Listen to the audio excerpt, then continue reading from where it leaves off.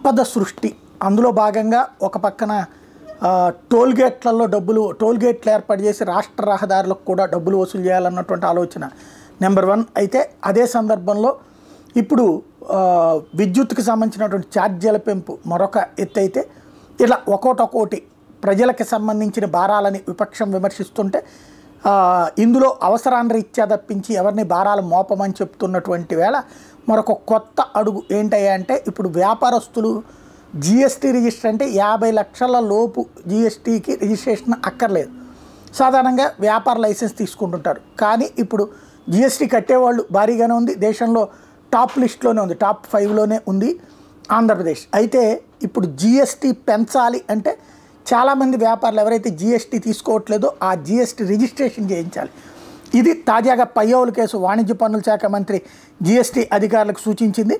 రాష్ట్రానికి ఆదాయ వనరులను పెంచడం మీద చర్చ జరిపారు. జిఎస్టీ ఎగవేతల్ని తగ్గించేలా చర్యలు తీసుకోవాలని దిశానిర్దేశం చేశారు. జిఎస్టీ రిజిస్ట్రేషన్ చేయించుకుంటే కలిగే లాభాలని వ్యాపారులకు వివరించమని మంత్రి కేసు సూచించారు. డీలర్ ఫ్రెండ్లీ ప్రభుత్వం అనే విషయాన్ని వ్యాపారులకు అర్థమయ్యేలా చెప్పని చెప్పి సూచించారు. అవినీతి రహితంగా వాణిజ్య పన్నుల శాఖను తీర్చిదిద్దాలని కూడా పయ్యోవుల కేసు ఆదేశించారు. అసలైనటువంటి పాయింట్ అలా ఇప్పుడు రిజిస్ట్రేషన్ చేసుకోని వాళ్ళని చేసుకోమని చెప్పేటటువంటి కార్యక్రమం అనమాట.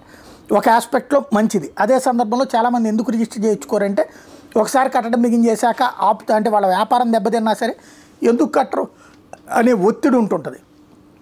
అలాంటి ఒత్తిళ్ళకి దృష్టిలో పెట్టుకుని వ్యాపారస్తులు చేసుకోరు. ఇంకోటి చివరికి వాళ్ళ రోజున ఒక అట్లో ఇడ్లీ పెట్టుకునేటువంటి బండి వాళ్ళు కూడా రోజుకి ఒక లెక్క చూసుకుంటే కనుక 50,000 రూపాయల దాకా టర్న్ ఓవర్ చేసేవాళ్ళు ఉన్నారు. ఆ లెక్కను చూస్తే నెలకు వచ్చేటప్పటికి 50,000 అంటే 15 లక్షల రూపాయలు. జిఎస్టీ లెక్క చూస్తే దాంట్లో 18% డబ్బులు కట్టాల్సి వస్తుంది, లేదా 6% డబ్బులు కట్టాల్సి వస్తుంది.